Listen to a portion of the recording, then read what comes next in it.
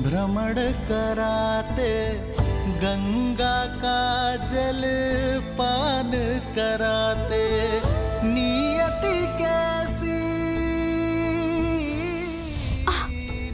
सीते, कैसी विपदा लाई, नियति कैसी विपदा लाई। राम सिया राम जय जय राम, राम सिया राम जय जय राम, राम सिया राम जय जय राम, राम सिया राम जय जय राम, राम सिया राम जय जय राम, राम सिया राम जय जय राम। ओ राम सियावन पग पग फिरते, लक्ष्मण हर क्षण सेवा करते, कष्टन सहते, कष्टन सहते श्री रघुराई, कष्टन सहते श्री रघुराई।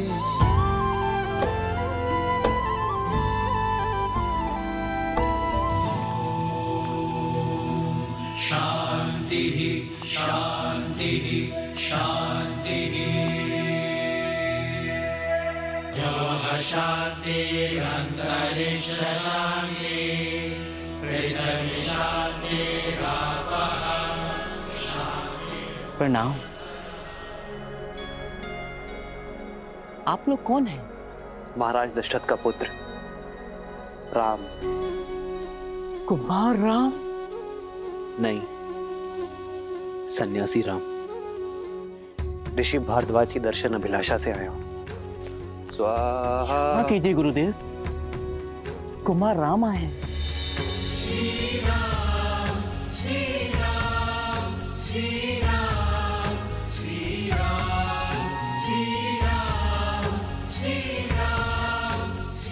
प्रणाम ऋषिवर। आयुष्मान भव।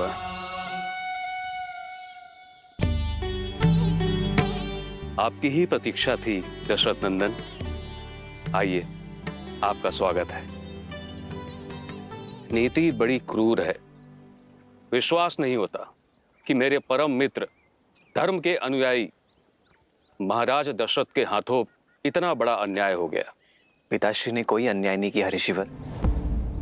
मेरी ही इच्छा थी कि रघुकुल की मर्यादा के साथ न्याय हो। मेरी ही अभिलाषा थी कि आप जैसे परम संतों के दर्शन का सौभाग्य मिले। स्थित प्रज्ञ हो तुम राम। तुम्हारा यही गुण तुम्हें विशेष बनाता है। अशुभ में भी शुभ ढूंढ लेते हो। तुम्हारा ये धैर्य, ये संयम शब्दों से परे है। कहो राम, धर्म की इस यात्रा में मैं क्या योगदान दे सकता हूं? अपना मार्गदर्शन देकर ऋषिवर। आप वन वनस्पति और वन जीवन के ज्ञाता हैं। हमें एक ऐसा स्थान बताइए जहां हम 14 वर्षों का वनवास काट सके। कहीं और क्यों जाना राम? चाहो तो 14 वर्ष का वनवास यहां बिता सकते हो।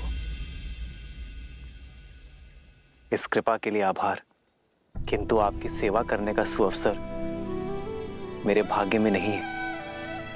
ऐसा क्यों राम? प्रयाग की ये पावन धरा तो सोए भाग्य को भी खोल देती है। निसंदेह ये स्थान अलौकिक है, पावन है, किंतु अयोध्या के निकट है। यदि अयोध्या वासियों को हमारे यहां रहने की भनक लग जाए तो वो हमसे मिले बिना नहीं रह पाएंगे ऋषिवर, और इससे आपके आश्रम की शांति भी भंग होगी और मेरा उद्देश्य भी पूर्ण नहीं हो पाएगा। इसलिए आप हमें एक ऐसा स्थान बताएं जहां एकांत का संतोष मिले और ऋषियों की सेवा का सुख भी। तो फिर दंडक वन की ओर जाओ राम, जहां तुम्हें ऋषियों की सेवा का अवसर भी मिलेगा और उन्हें सताने वाले, उनकी साधना में विघ्न डालने वाले राक्षसों के अंत का पुण्य भी। जिस प्रकार तुमने वन को ताड़का के आतंक से मुक्त किया, वैसे ही दंडक आरण्य का भी उद्धार करो। मैं अभी तुम्हारे लिए मानचित्र बना देता हूं।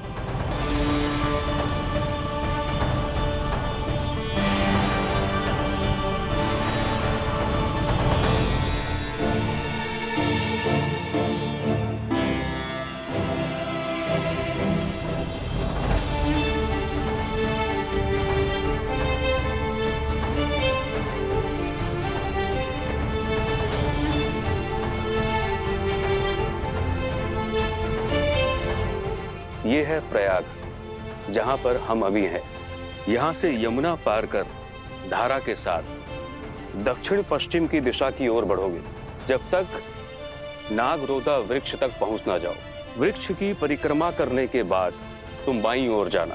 फिर 2 पहर चलने के बाद तुम्हें ये नीला सरोवर दिखाई देगा। यहीं से फिर दक्षिण पश्चिम दिशा में कुछ कोस चलने के बाद तुम पहुंच जाओगे चित्रकूट, दंडक अरण्य का प्रवेश द्वार, जो यहां से 30 कोस दूर है। वहां तुम्हें केवल वानर और वन्य जीव मिलेंगे, कोई मनुष्य नहीं मिलेगा वहां। राम, तुम्हें अपने वनवास का आरंभ वहीं से करना चाहिए, क्योंकि वहां एक और महान उद्देश्य तुम्हारी प्रतीक्षा कर रहा है। राम,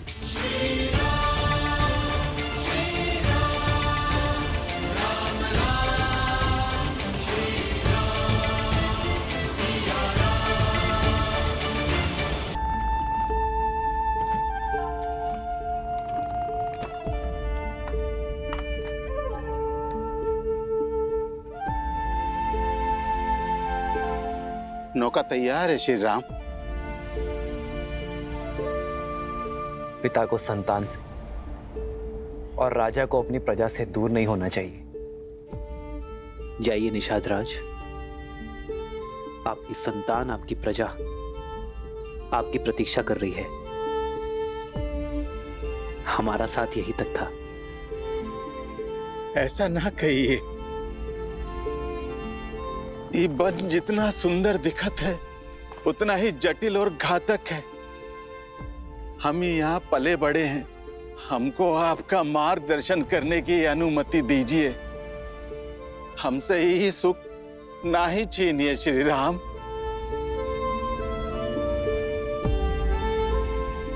आशा का टूटना कई बार आवश्यक होता है निषाद राज। जब आशा का बीज फूटता है, टूटता है, तो समय की माटी से भविष्य का वटवृक्ष खड़ा होता है। और फिर आपके लौटने में मेरा एक कार्य है जिसका आपको निमित्त बनना है। मेरा अनुज भरत शीघ्र ही अयोध्या का राजा बनेगा, और जब तक वो अपना साम्राज्य स्थिर ना कर दे अयोध्या की सीमाओं को, मेरे मित्र निषाद राज की निगरानी की आवश्यकता होगी। काहे इतना कठिन मार्ग चुन रहे हैं श्री राम? धर्म का मार्ग है निषाद राज, इतना सरल कैसे हो सकता है? जिस प्रकार भट्टी में लोहा तपकर और दृढ़ बनता है और सोना कुंदन, वैसे ही कठिनाइयां एक पुरुष को पुरुषोत्तम बनाती हैं। जाइए, अपना धर्म निभाइए, अपनी प्रजा की सेवा कीजिए, और हां, हमारे मार्ग के बारे में किसी से कुछ मत कहिएगा, किसी को हमारे पीछे मत आने दीजिएगा। जैसी आज्ञा श्री राम।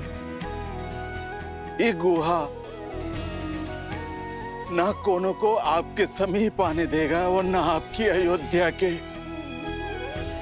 अपने प्राण देकर भी अपना वचन निभाएगा।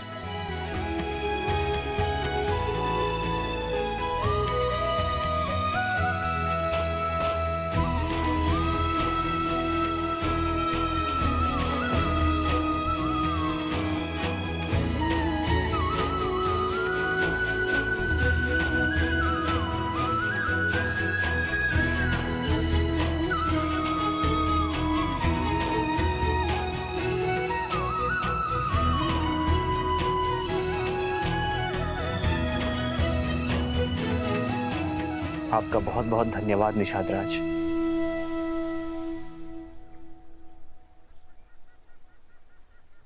आओ सीता।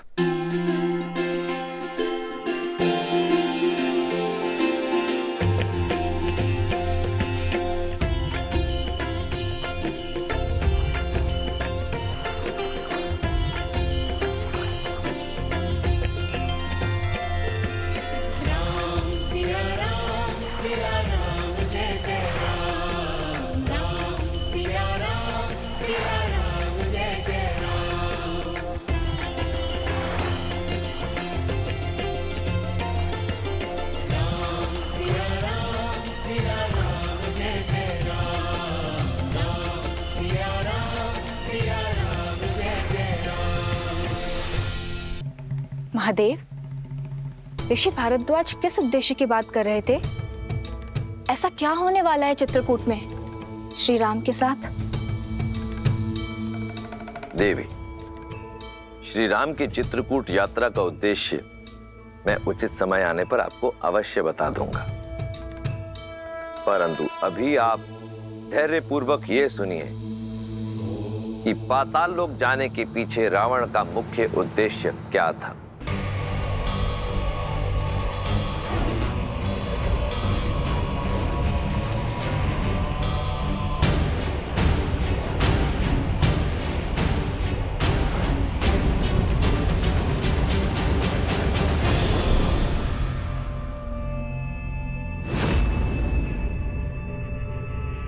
हम दक्षिण की तरफ से आक्रमण करेंगे। एकदम चुप कर।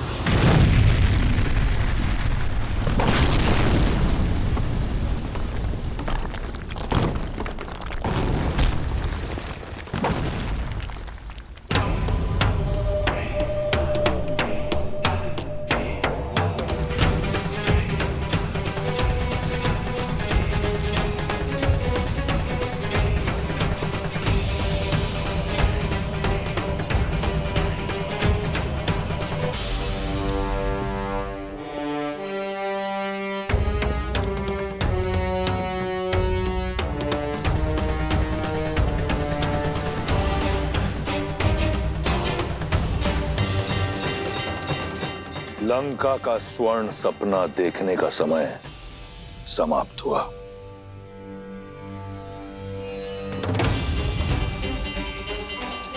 मार डालो इन सबको।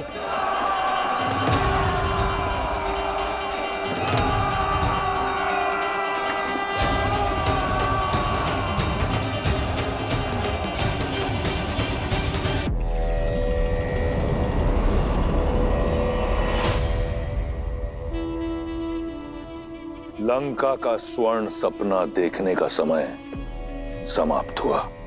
मार डालो इन सबको।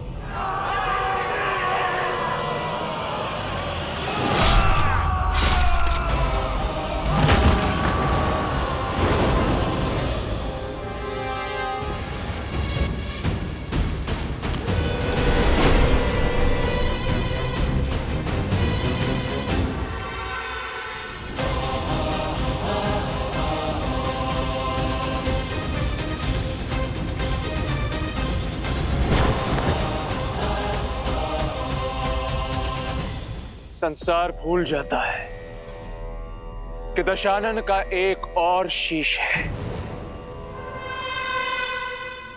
मैं मेघनाथ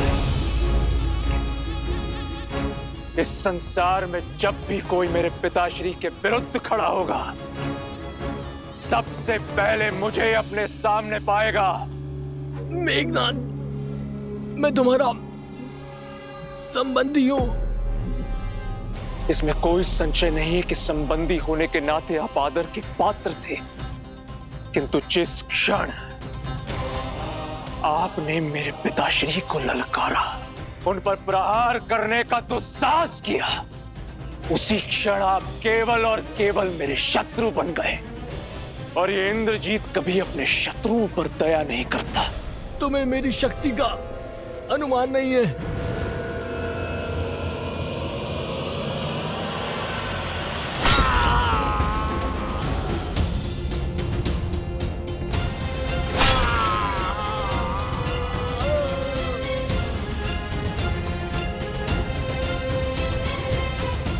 शक्ति का अनुमान भी है, और तुम्हें किस तरह अपने पिताश्री के चरणों में लाना है उसका ज्ञान भी है।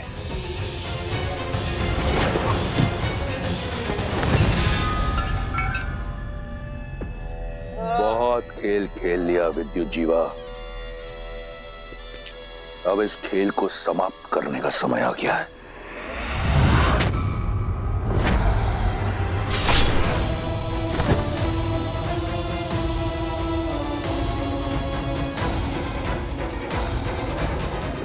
हम जो चाहते थे वो हमने पा लिया पिताश्री।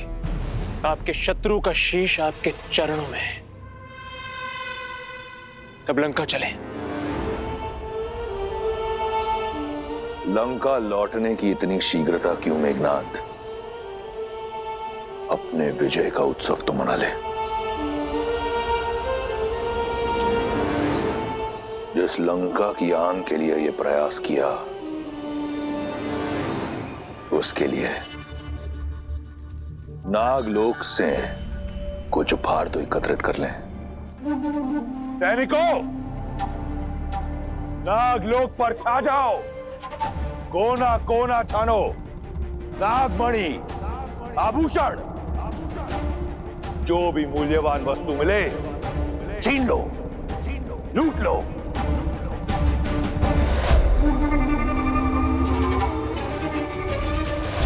ये पाप मत कीजिए पिताश्री।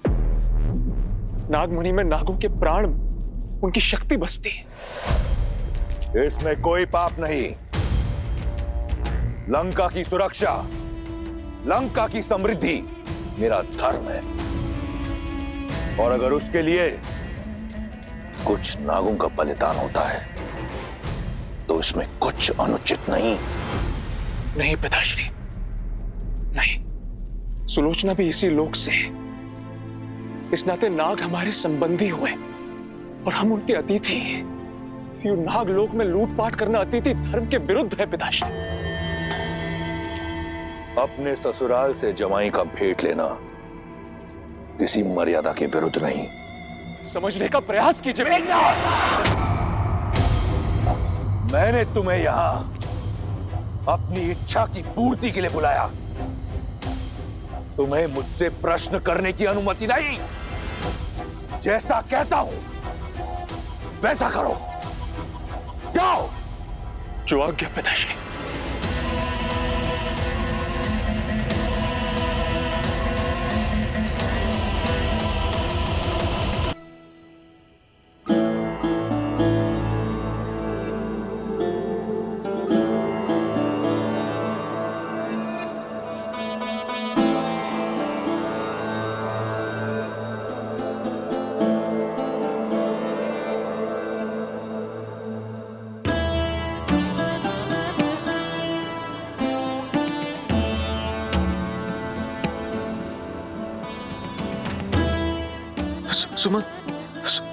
सुमंत राम आ गया। सुमंत, मेरे राम लक्ष्मण सीता को लेकर। सुमंत अब तक नहीं लौटे महाराज।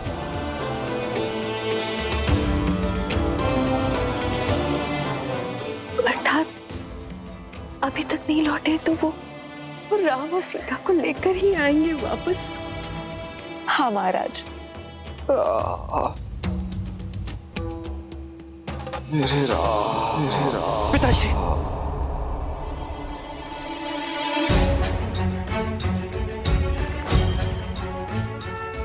क्या हुआ भैया? सब ठीक तो है? कुछ नहीं लक्ष्मण।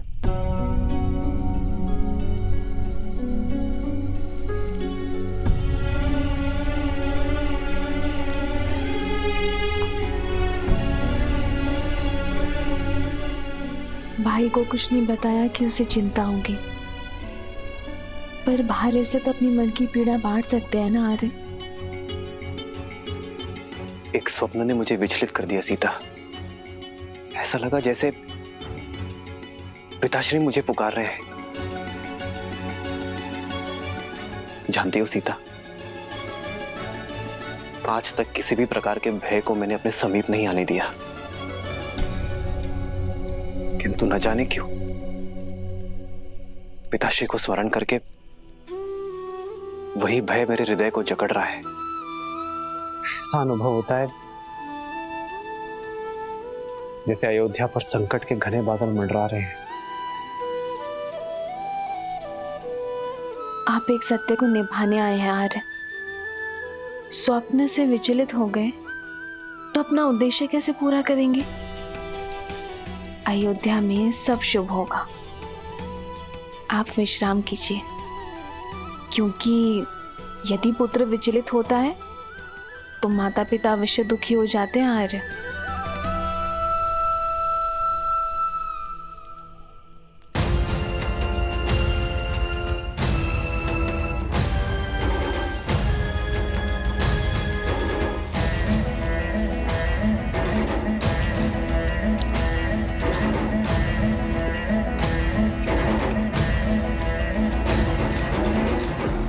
उत्तम, अति उत्तम।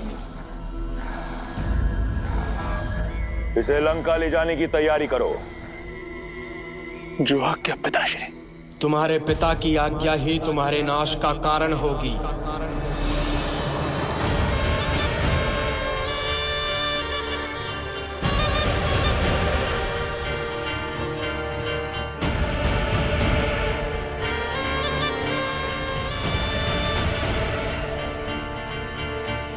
जिसमें पाप और अधर्म के विरुद्ध लड़ने का साहस नहीं होता, वो भी उस पाप का भागीदार होता है। मन तो करता है कि अपना सारा विष इसी क्षण तुम्हारे शरीर में भर दूं, किंतु सुलोचना मेरी दत्तक पुत्री है। मैं उसे अपने हाथों से विधवा नहीं कर सकता। इसलिए मैं नागराज वासुकी तुम्हें यह श्राप देता हूं कि जिस प्रकार तुम्हारे पिता के आदेश से मेरे लोग मर रहे हैं, वैसे ही एक दिन तुम भी अपने पिता के आदेश से ही मृत्यु को प्राप्त होगे। तुम्हारा ही पिता तुम्हारी मृत्यु का कारण बनेगा। वासुकी, मेरे समक्ष मेरे पुत्र को श्राप देने का दुस्साहस गजानन हूं मैं। काल भी मेरा दास है। इन्हें जाने दीजिए पिताश्री। हम पहले ही बहुत पाप कर चुके हैं।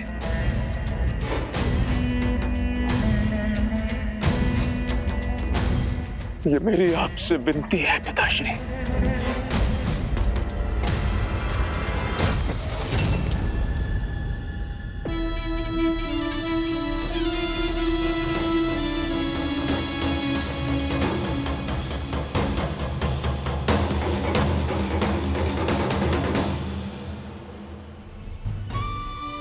चल किया है हमारे राम ने हमारे साथ में।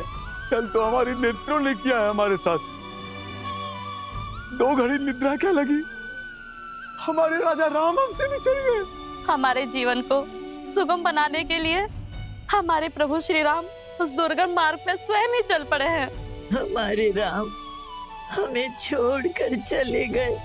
इतने निष्ठुर कैसे हो सकते हैं?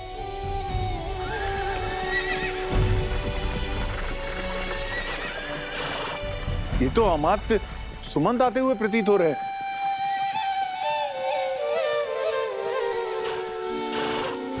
हमारे प्रभु लौट रहे हैं।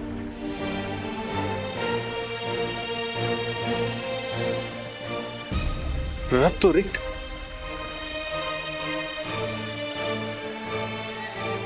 रथ पे तो केवल अमात्य हैं, हमारे राजा राम नहीं है। नहीं आए हमारे राजा राम, नहीं आए हमारे राजा।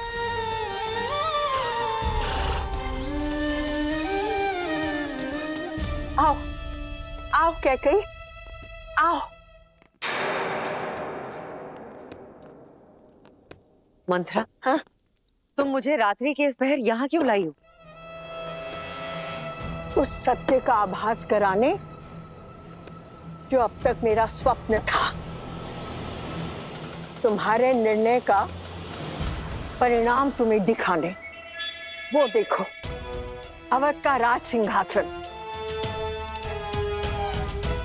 जिस पर बैठने की कामना कभी इंद्र भी करते होंगे। कैकई, जरा सोचो, जब हमारा भरत उस सिंहासन पर बैठेगा तो क्या होगा? कितनी प्रसन्न होंगी तुम, कितना गर्व होगा तुम्हें। कैकेयी, तुम अपने कक्ष में अकेली बैठी कुर्सी रहती हो, ग्लानि में डूबी रहती हो, राम को वन भेजने के निर्णय पर संदेह करती हो। नहीं कैकेयी, नहीं,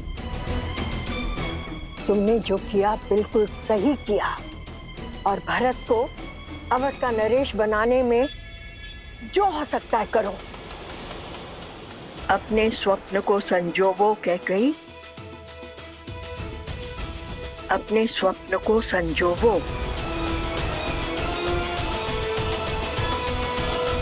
अमात्य सुमंत्र आ गए। क्या कुमार राम भी साथ आए हैं?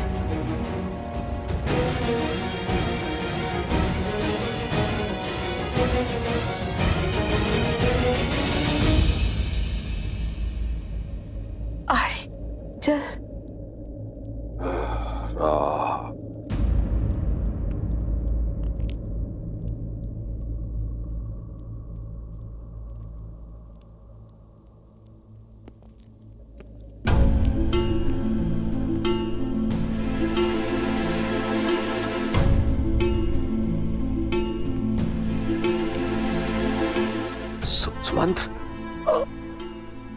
सुमंत्र आ गए, आ गए, आ गए तुम। मेरे राम को लेकर आए हो ना? हाँ। लक्ष्मण सीता कहाँ है वो? हाँ, आए हैं ना वो साथ में? हाँ।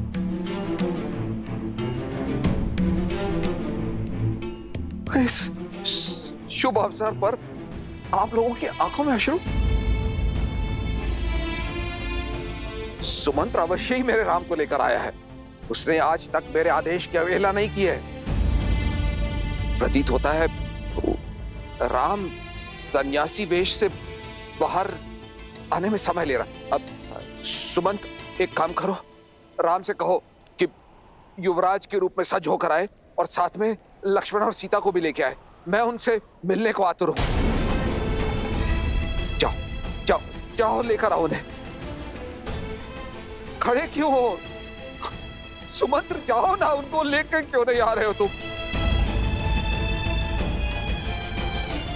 सुमंत्र, वो आए हैं ना सुमंत्र?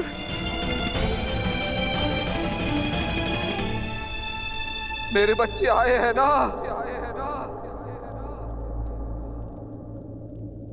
सुमंत्र, चुप क्यों हो? कहाँ है वो तीनों?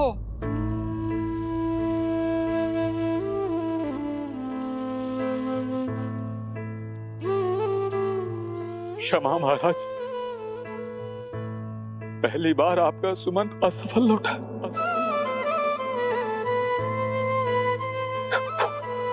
वो नहीं आए।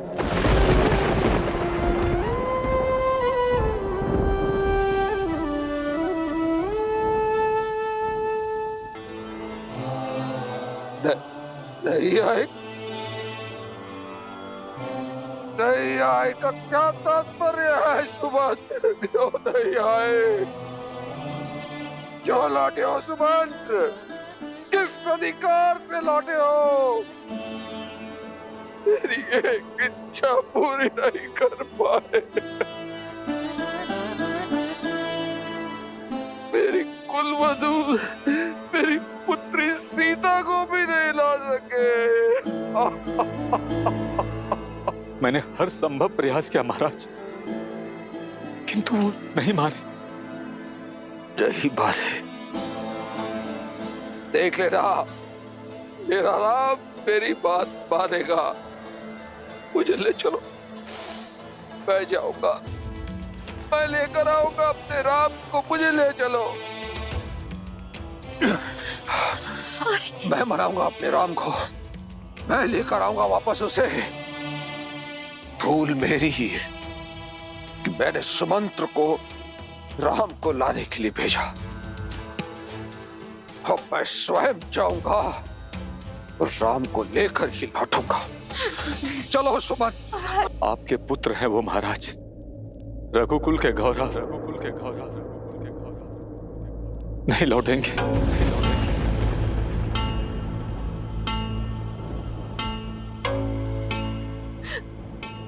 नहीं लौटेंगे। उनके गंगा पार करने के पश्चात मैं वहीं तट पर उनके लौटने की प्रतीक्षा कर रहा था।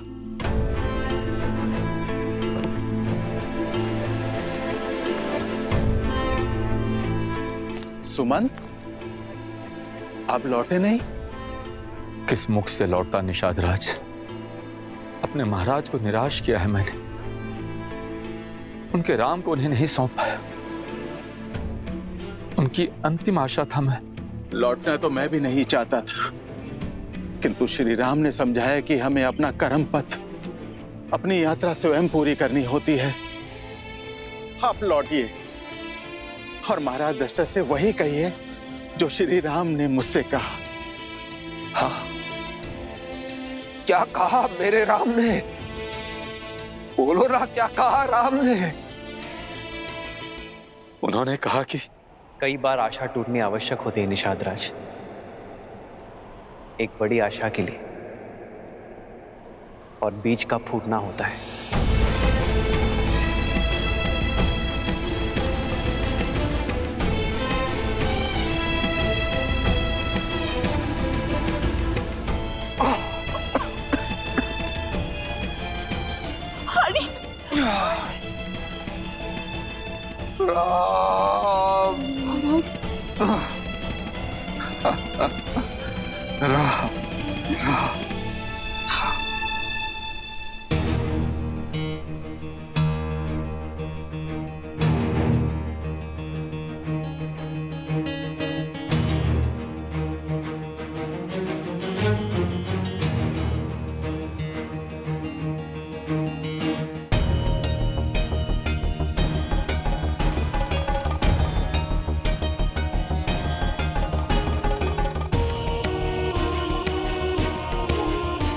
कौशल्या,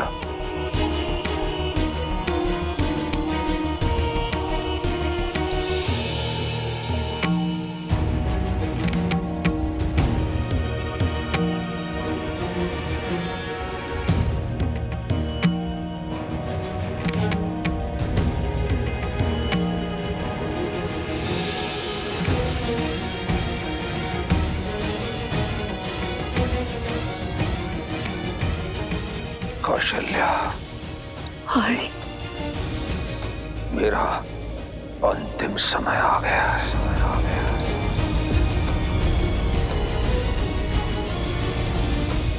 मनुष्य को अपने अंत समय में अपने कर्मों का लेखा जोखा दिखाई देने लगता है। जिस श्राप का भय आज तक मुझे खाए जा रहा था, आज उस श्राप की गंभीरता को अनुभव कर रहा।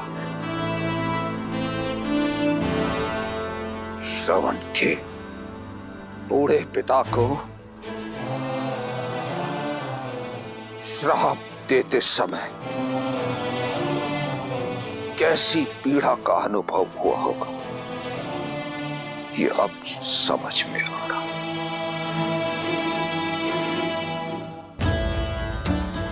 दृष्टिहीन माता पिता से उनके पुत्र को छीना है मैंने, और आज न मेरे पास दृष्टि है और ना ही मेरे पुत्र।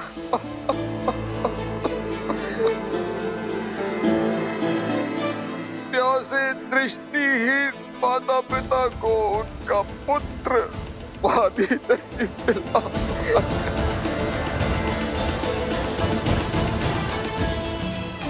मेरे चार पुत्र हैं, किंतु कोई भी मेरे समीप नहीं है जो मुझे गंगा जल पिला पाए।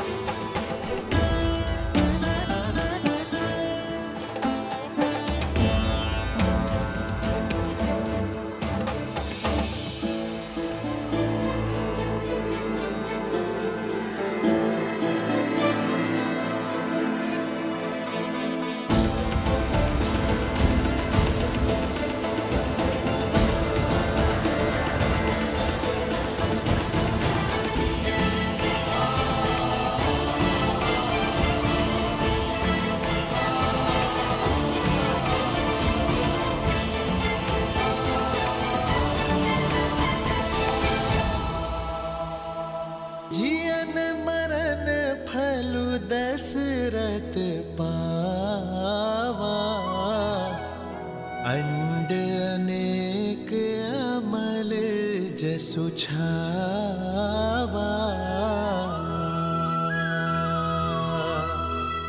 जियत राम विधु बदनु निहारा, राम बिरहा करि मरनु सवारा।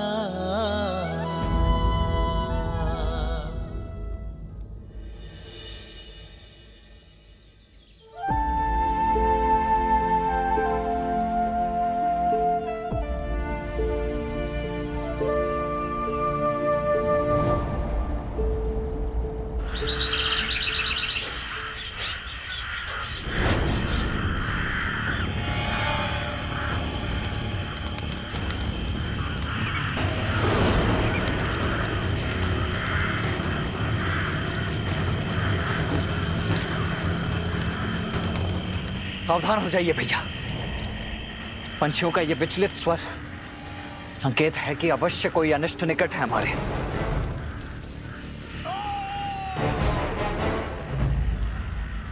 किसी मनुष्य का स्वर है ये, जैसे कि बहुत पीड़ा में हो।